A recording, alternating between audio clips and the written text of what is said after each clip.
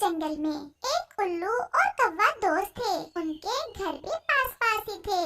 उल्लू तो अकेला ही रहता था, जबकि कौवे के परिवार में कौवा, उसकी पत्नी कौवी और उसका एक बेटा जग्गू थे।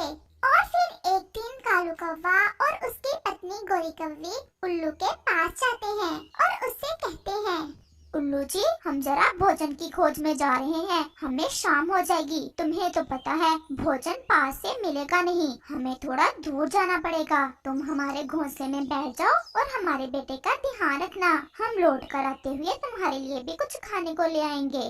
क्यों नहीं कौवे दोस्त, मैं कर लूँगा, लेकिन मेरे लिए खाने को कुछ जरूर लेते आना। तुम अच्छे से ध्यान रखना हमारे बेटे का। भोजन की तुम चिंता ना करो, हम ले आएंगे। और फिर कौवी और कौवा भोजन की खोज में चले जाते हैं। वो अभी गए ही थे कि वहाँ एक कबूतर और चिड़िया आ जाते हैं और उनके पास वाले पेड़ पर बैठ जाते हैं। कबूतर भैया, ये पेड़ ठीक है, हम इसी पेड़ पर अपने अपने घोंसले बना लेते हैं। नदी भी पास ही है, हमें पानी पीने भी ज्यादा दूर नहीं जाना पड़ेगा। हम ऐसा ही करते हैं। हमें इस जंगल में इससे सुरक्षित जगह और कहीं नहीं मिलेगी। पास में उल्लू बैठा उनकी बातें सुन रहा था। भोजन तो पहले ही नहीं मिलता इस जंगल में, और ये कहां से आ गए हमारे हिस्से का भोजन खाने। मैं अभी भगाता हूँ इन्हें। और फिर उल्लू उनके पास आता है। हाँ बे चिड़िया और कबूतर, क्या चूं चूं लगाई हुई है? तुम देख नहीं रहे तुम्हारी इस चूं चूं से कैसे मेरा आराम खराब हुआ है? सॉरी उल्लू भाई, अगर हमारे कारण आपको कोई तकलीफ हुई है तो। तकलीफ तो जरूर हुई है। अगर तुम यहाँ इस पेड़ पर अपने घोंसले बनाने का सोच रही हो तो ऐसा मैं तुम्हें नहीं करने दूंगा।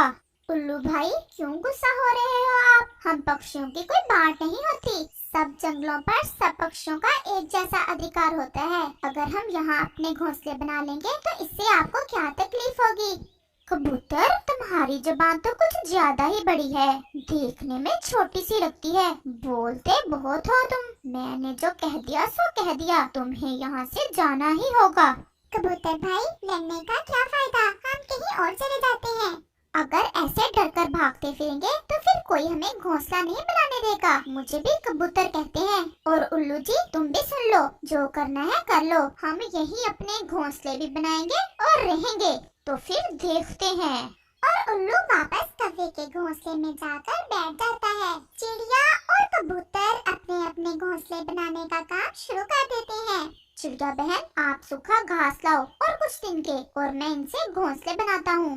और फिर चिड़िया सूखा घास लेने चली जाती है और कबूतर पास में से ही कुछ तिनके ढूंढकर ले आता है। कुछ ही देर में चिड़िया भी सूखा घास लेकर आ जाती है। और फिर ऐसे शाम होने तक वो अपने अपने घोंसले बना लेते हैं। और फिर शाम हो जाती है और कौवा और कौवी भी लौटकर आ जाते हैं। उल्लू, ये कौन है हमारे नए पड़ोसी? उल्लू, तुम्हें अच्छे से पता है कि यहाँ भोजन की कितनी कमी है, और फिर भी तुमने इन्हें घोंसले बना लेने दिए।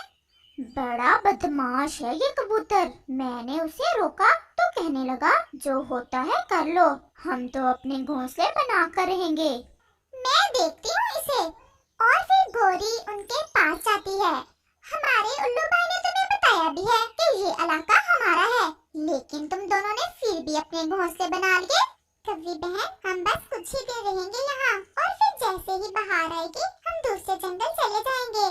लेकिन हम तुम्हें बाहर आने तक यहाँ कभी नहीं रहने देंगे। चिड़िया, ये ऐसे मीठी मीठी बातों से मानने वाले नहीं, ये बिगड़े हुए पक्षी हैं। इन्हें मैं देखता हूँ। कौवी, अच्छा यही है कि तुम यहाँ से चली जाओ। तुम तीनों के लिए तो मैं अकेला ही बहुत हूँ। मैंने उल्लू से भी कहा है और तुमसे भी कह रहा हूँ, जो करना है कर लो, हम यहाँ ही रहेंगे। और अब तुम जाओ, हम थके हुए हैं, हमें सोना है। उल्लू भाई सच्चा ही है, तुम्हारी जुबान तो काटनी पड़ेगी। देखती हूँ कैसे रहते हो तुम यहाँ।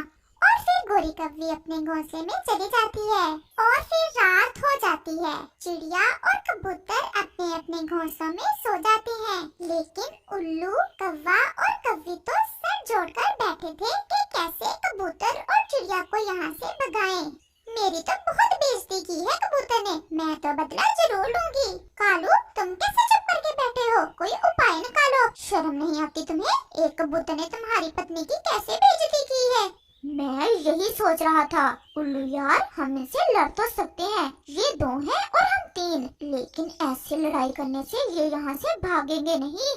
दोस्तों, तुम तो जानते ही हो कि चील से मेरे अच्छे संबंध हैं। सुबह होने दो, हम सुबह चील के पास जाएंगे और उसे कहेंगे कि भगाए इन्हें, फिर देखना ये पीछे मुड़कर नहीं देखेंगे। ये हुई ना बात, मुझे पहले ही पता था मेरा उल्लू भाई ही कोई उपाय निकालेगा। हम केवल इन्हें भगाएंगे ही नहीं बल्कि मारेंगे भी। और फिर रात गहरी हो जाती है और वो सब सो जाते और फिर सुबह हो जाती है। गोरी, तुम घोंसले में ही रहना चप्पू के पास, और मैं जाता हूँ उल्लू के साथ चील दीदी की तरफ। और फिर कालू उल्लू के पास जाता है। उठ गए हो दोस्त, अब जल्दी चलो, शाम होने से पहले पहले उन्हें भगाना है यहाँ से।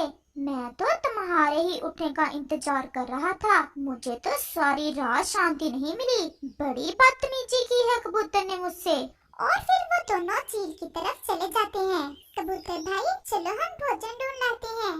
शाम तो होने दो, गया है मेरा पति तुम्हारा बंदोबस्त करने। देखते हैं तुम दोनों आज की रात यहाँ कैसे सोते हो। अगर तुम्हारा ये छोटा सा कौवा ना होता तो अभी बताता तुम्हें। तुम्हारे बाप का है ना ये जंगल जो हमें यहाँ सोने नहीं दोगी। कबूतर भाई, मुझे तो बहुत डर लग रहा है। चिड़िया, मेरे होते हुए तुम्हें डरने की कोई जरूरत नहीं, मुझे अच्छे से मुकाबला करना आता है ऐसे पक्षियों का। और फिर वो दोनों भोजन की खोज में चले जाते हैं।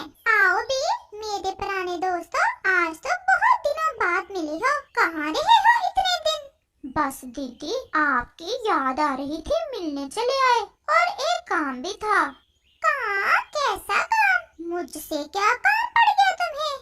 दीदी जी, हमारे पास वाले पेड़ पर एक चिड़िया और कबूतर ने घोंसला बना लिया है। बातों बातों में उनसे हमारी लड़ाई हो गई और अब हमें उन्हें वहाँ से भगाना है। लेकिन वो कबूतर बड़ा बदमाश बन रहा है, कहता है कर लो जो करना है।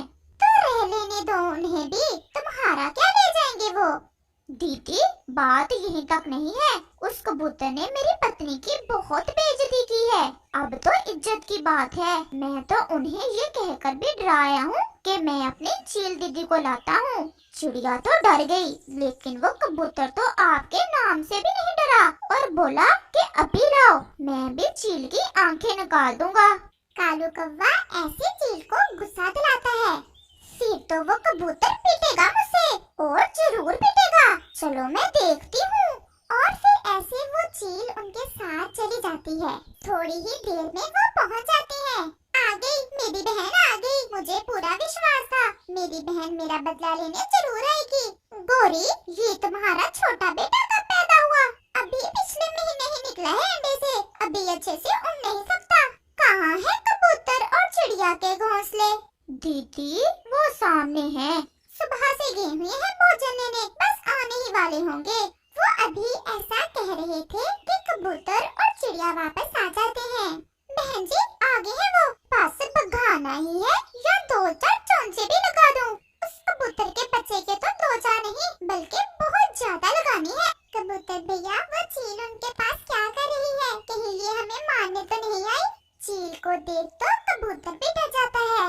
इसे जरूर उन्होंने ही बुलाया होगा। कबूतर और चिड़िया ऐसे बातें कर ही रहे थे कि वो चील उनके पास आ जाती है। कबूतर भाई, ये समय ताकत दिखाने का नहीं बल्कि अकल दिखाने का है, बस तुम चुप रहना। हाँ भी कबूतर और छोटी चिड़िया, मेरे दोस्तों को क्यों तंग कर रहे हो? चील दीदी, हमारी क्या औकात जो हम किसी को तंग करें। हमने बस बाहर तक यहाँ रहने की मिनती की थी इन पक्षियों से और ये लड़ने लगे और ये आपको बुला लाए। चील दीदी, हम ठहरे कमजोर पक्षी और आपकी उड़ान तो बुलंदियों में है। सब डरे आपकी ताकत से, आप हमें ना मारे। हम अभी यहाँ से चले जाते हैं। ओए कबूतर, बोलो अब क्या हुआ है तुम्हें? कल तो बड़ी बातें कर रहा था, आज क्यों चुप बैठे हो? बोलो बोलो कबूतर, हमें तो बड़ी ताकत दिखा रहे थे कल। चील दी, हमारा आपसे क्या मुकाबला, आप हमें जाने दें। चलो कबूतर भाई। और फिर ऐसा कहते हुए वो दोनों वहाँ से चले जाते हैं।